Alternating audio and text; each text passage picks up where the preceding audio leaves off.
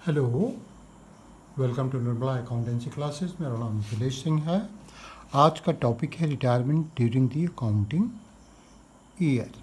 कभी कभी पार्टनर जो रिटायर करते हैं, जब रिटायर करते हैं तो वो ईयर अकाउंटिंग ईयर के एंड में रिटायर नहीं करते या अकाउंटिंग ईयर के शुरू में रिटायर नहीं करते, बल्कि in between the accounting year during the accounting year retire करते हैं। रिटायरमेंट अक्सर हाँ प्लान्ड होता है तो या तो एंड में लोग करता है अकाउंटिंग ईयर के, या बिगिनिंग में अकाउंटिंग ईयर के करता है। अभी तक हम लोगों ने जो भी सवाल बनाए हैं, हम लोगों ने उसी तरह के सवाल बनाए हैं और हम लोगों ने उसी तरह के क्वेश्चन देखे हैं। जब पार्टनर का रिटायरमेंट होता है तो उस समय की जितने भी प्रॉफिट्स में रिटायरिंग पार्टनर का हिस्सा होता है वो तो उनको मिलता ही है। वो तो उनका जैसे रिटायरमेंट के समय उनको रिवैल्यूएशन का प्रॉफिट एंड लॉस या लॉस जो भी होता है उसमें उनका हिस्सा उनको दिया जाता है। उसी तरह जो रिजर्व्स सरप्लस या कोई भी ऐसे रिजर्व्स फ्री रिजर्व्स हैं तो उनका जो बैलेंस है उनको उनके कैपिटल अकाउंट में ट्रांसफ़र किया जाता है, या जो भी ट्रीटमेंट किया करना होता है वो हम लोग करते हैं। इसके अतिरिक्त एक चीज़ और रिटायरिंग पार्टनर को दिया जाता है जब वो during the accounting year retire करता है। ड्यूरिंग दी अकाउंटिंग ईयर जब वो रिटायर करता है तो उसको उस पीरियड का भी, उस अवधि का भी प्रॉफिट में हिस्सा दिया जाता है जिस अवधि तक जो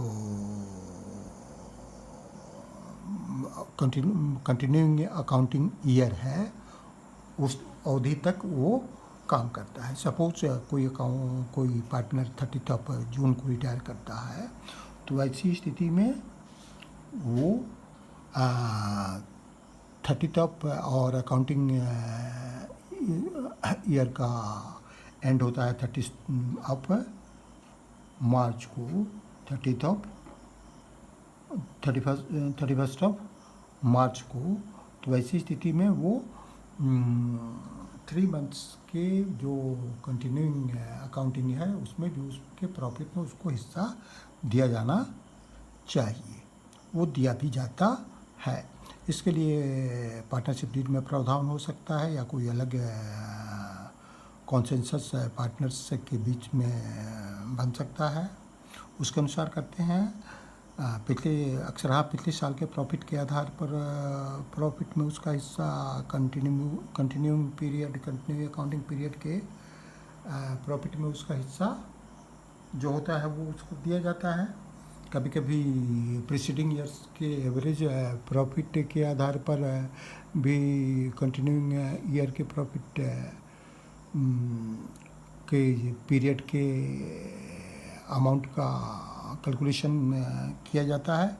ये जब एवरेज किया जाता है तो क्या करते हैं, सबसे पहले तो हम लोग एवरेज प्रॉफिट निकालते हैं। एवरेज प्रॉफिट निकालने के लिए सबसे पहले तो हम लोग प्लस करते हैं जो जितने ईयर्स दिए हुए हैं उनको, और जितना ईयर्स दिया हुआ है उससे उसको डिवाइड करते हैं, कंटिन्यू ये एवरेज प्रॉफिट आ जाता है। फिर उसमें से उसको डिवाइड करके जो पीरियड है जिस अवधि तक जो रिटायरिंग पार्टनर है वो पार्टनरशिप में रहा है तो उस अवधि का प्रॉफिट कैलकुलेट करते हैं, और फिर उसमें भी उसका जो हिस्सा है वो कैलकुलेट करते हैं, और फिर उसके कैपिटल अकाउंट में क्रेडिट करते हैं और उसके profit and loss suspense account को डेबिट करते हैं। तो सिंपल जर्नल एंट्री होता है profit and loss account debit to retiring partners capital account. लेकिन अगर लॉस होता है वैसी स्थिति में रिवर्स एंट्री हो जाता है। रिवर्स एंट्री मतलब प्रॉफिट एंड रिटायरिंग पार्टनर से कैपिटल अकाउंट को डेबिट करते हैं, profit and loss suspense account को क्रिएट करते हैं।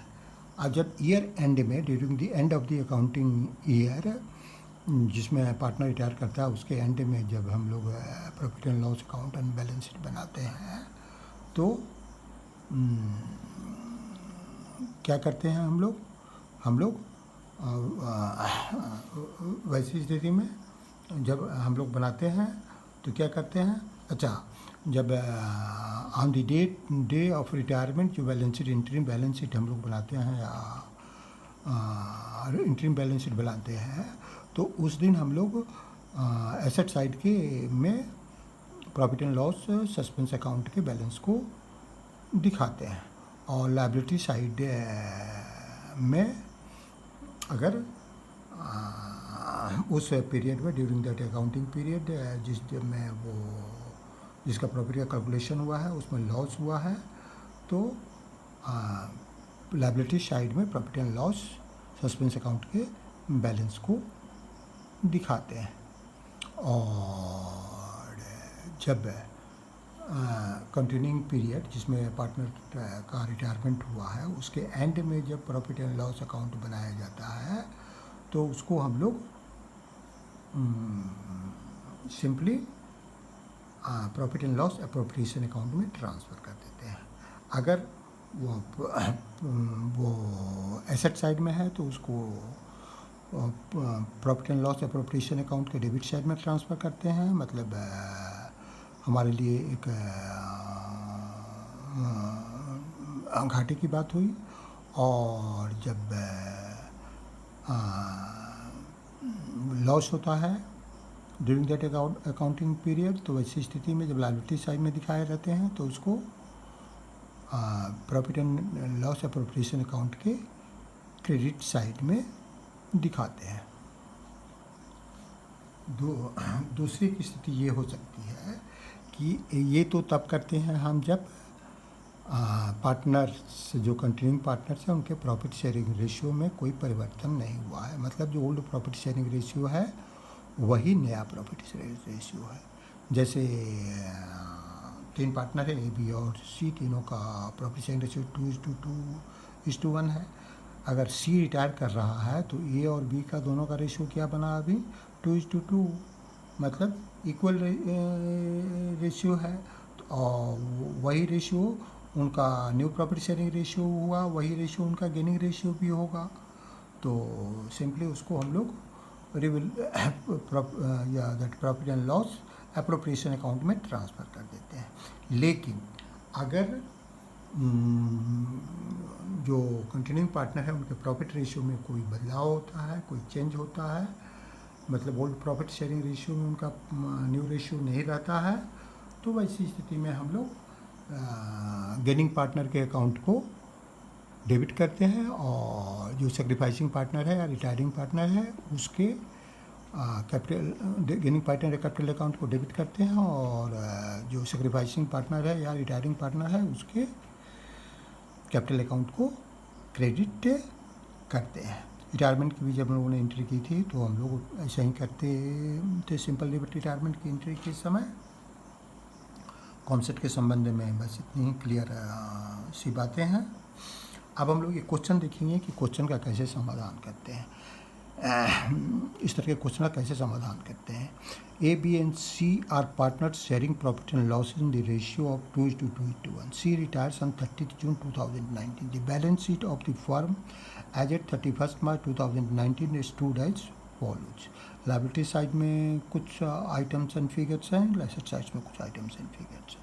In order to arrive at the balance due to C, it was mutually agreed that land and building be valued at rupees 12,000. 10,000 था, 12,000 हुआ। Investment to be valued at rupees 1 lakh, 1,25,000 था, 1 लाख हो गया। Stock to be taken at rupees 3 lakhs, 2,50,000 था, 3 lakhs हो गया। Goodwill be valued at 2 years purchase of the average profit of the past 5 years। Clear है। C's share of profit up to the date of retirement be calculated on the basis of average profit of the preceding 3 years। ये भी C का during the retiring accounting during the regard या C का जो during the accounting year of his retirement जो profit होगा उसके calculation का भी बेसिस दिया हुआ है। The profit of the preceding 5 years ended on 31 March where as follows. 5 साल का प्रॉफिट दिया हुआ है। Amount payable to C to be transfer to his loan account, ये भी क्लियर है। Carrying interest at the rate of 10% per annum, ठीक है। ये कर यहाँ हमको इसकी ज़रूरत नहीं है। You are required to prepare revaluation account बनाना है, पार्टनर्स कैपिटल अकाउंट बनाना है और बैलेंस शीट बनाना है 30 जून 2019।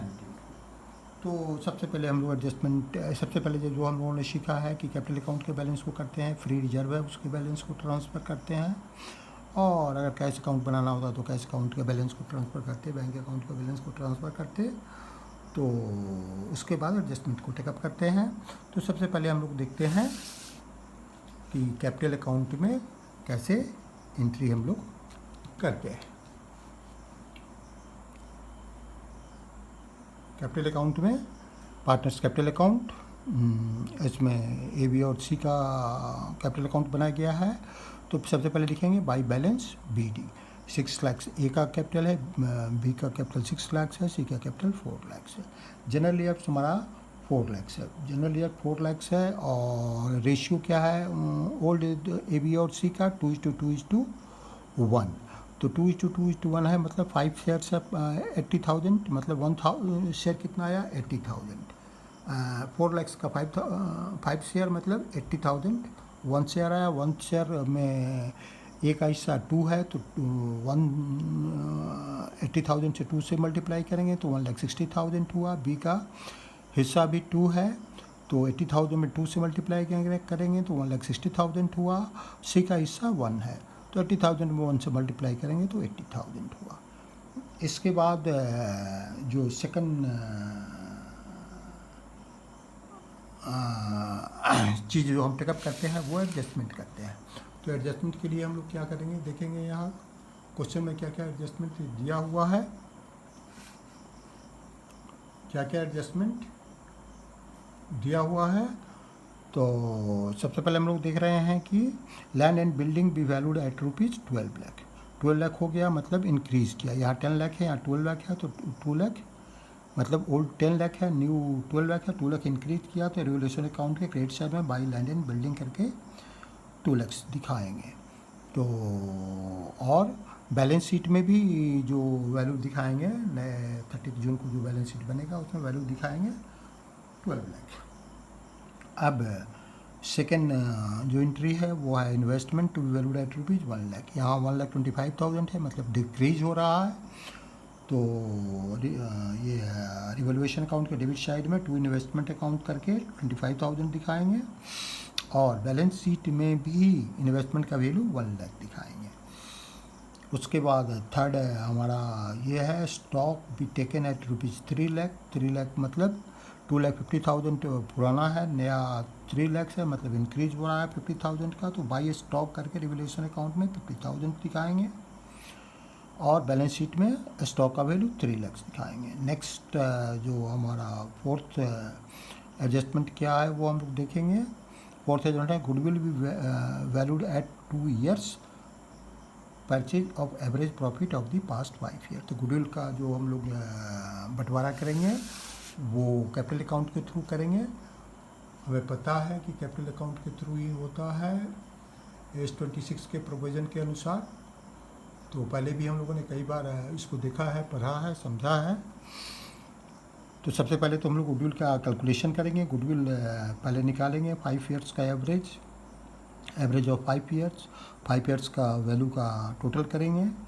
2 लाख है, 2,35,000 है, 3 लाख है, 2,75,000 है, 3,25,000 है बाई 5। ये टोटल आया 13,35,000 बाई 5। ये जब डिवाइड करेंगे तो ये आएगा 2,67,000। अब 2,67,000 का 2 times करना है, 2 years परचेज करना है, तो इसे 2 से मल्टीप्लाई कर देंगे। 2 से मल्टीप्लाई करेंगे तो हमारा आएगा गुडविल का वैल्यू 5,34,000।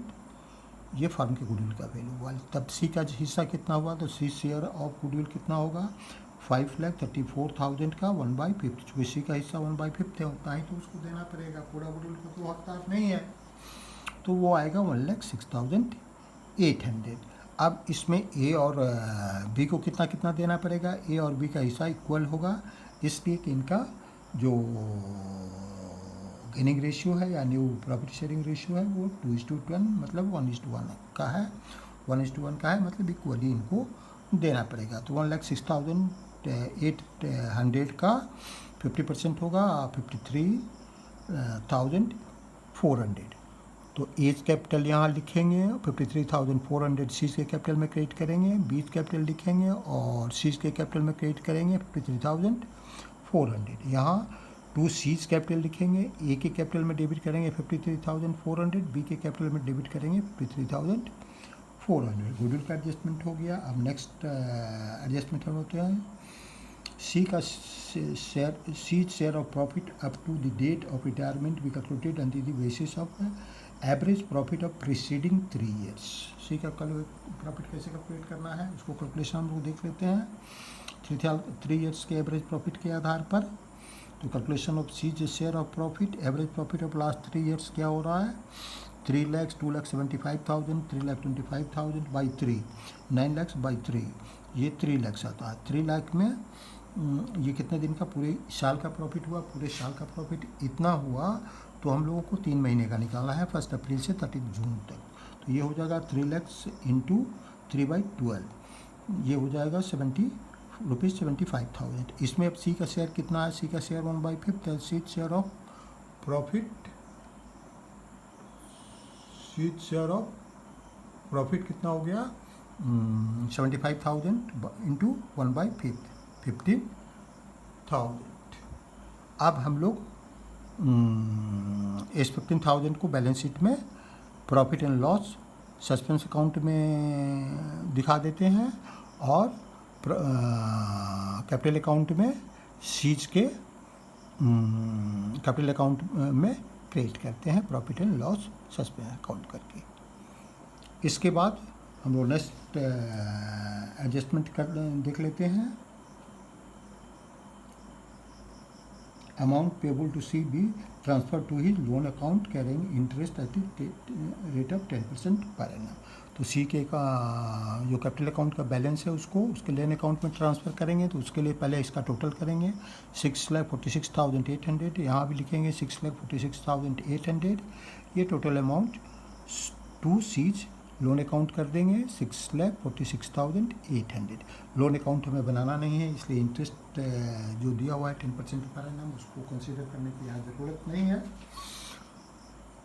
फिर हम लोग आगे क्या करना है ये देखेंगे। सीज का हम लोगों ने बैलेंस कर लिया। अब एडजस्टमेंट में भी कुछ नहीं बचा है, कैपिटल अकाउंट का हम लोग बैलेंसिंग कर लेंगे। एक एक कैपिटल अकाउंट को जब टोटल करेंगे ये आएगा 8,50,000, बी का भी 8,50,000 आएगा, यहाँ भी 8,50,000 लिख देंगे। फिर बैलेंसिंग करेंगे, बैलेंसिंग करने के बाद ए का आता है 7,96,600, बी का भी आता है 7,96,600। अब हम लोग बैलेंस शीट को फाइनल कर लेंगे। लैंड एंड बिल्डिंग का वैल्यू ऑलरेडी हम लोग को पता है कि 12 लाख हो गया है, 12 लाख पर दिखाएंगे। इन्वेस्टमेंट का वैल्यू हमें पता है कि 1 लाख हो गया है, तो 1 लाख दिखाएंगे। स्टॉक का वैल्यू भी 2,50,000 से 3 लाख हो गया है, वो भी दिखाएंगे। उसी ये 1,20,000 लैंड एंड बिल्डिंग 10 से 12 हुआ था, तो यहाँ 12 दिखाए। इन्वेस्टमेंट का वैल्यू 125 से 1 लाख हुआ था, तो यहाँ दिखाए। Sundry debtors as it is है, पहले भी 4 लाख था, अभी भी 4 लाख है। कैश का बैलेंस एज इट इज़ है, पहले भी 1 लाख था, अभी 1 लाख है।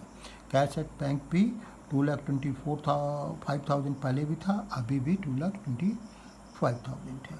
और profit and loss suspense account का बैलेंस हम लोगों ने कैसे लिखा है, जो जर्नल एंट्री हुआ है, profit and loss suspense account को डेबिट किया गया था और पार्टनर्स कैपिटल अकाउंट को क्रेडिट किया गया था, उसके चलते यहाँ था एक एसेट फिक्सेस एसेट के रूप में इसको ट्रीट किया गया है। जब ईयर एंड में हम लोग इसको ट्रांसफ़र करते हैं, तो इसके लिए सिंपल जर्नल ये होता है कि हमारा ये जो सस्पेंस अकाउंट होता है वो जो profit and loss appropriation account होता है उसमें ट्रांसफ़र कर दिया जाता है। और बैलेंस शीट में जब इसको क्लोज किया जाता है ईयर एंड में, तो ये रिवैल्यूएशन अकाउंट को डेबिट कर देते हैं और profit and loss suspense account को क्रेडिट कर देते हैं। उसी तरह जब लॉस की स्थिति होगा during the accounting retiring during the retiring accounting year में अगर लॉस होता है, वैसी स्थिति में तो हमने क्या किया होगा, इसको हम लोगों ने क्रेडिट साइड में दिखाया होगा। तो वैसी स्थिति में जब जर्नल एंट्री करना होगा तो क्या होगा, उसका उलट जो जर्नल एंट्री होगा revaluation account profit and loss appropriation account, वैसी स्थिति में क्रेडिट होगा और डेबिट हो जाएगा profit and loss suspense account. तो अब हम लोगों ने एसेट के बैलेंस देख दिया। अब लायबिलिटी साइड में बैलेंस दिखेंगे। लायबिलिटी साइड में हमारा कैपिटल अकाउंट का बैलेंस ऑलरेडी पता है, ए और बी का। ये 7,96,000 हुआ, बी का 7,96,000 हुआ। हम लोगों ने ये सीज लोन अकाउंट को ट्रांसफ़र किया है, तो लोन को लायबिलिटी साइड में दिखाएंगे। सीज लोन अकाउंट 6,46,800 और सिंडिकेटर्स ऑलरेडी हमारा 1 लाख था, अभी भी 1 लाख रहेगा। रिजर्व को हम लोगों ने ऑलरेडी पहले था लेकिन ट्रांसफ़र कर चुके हैं यहाँ। तो इस तरह हमारा बैलेंस शीट बना। Okay, see you again.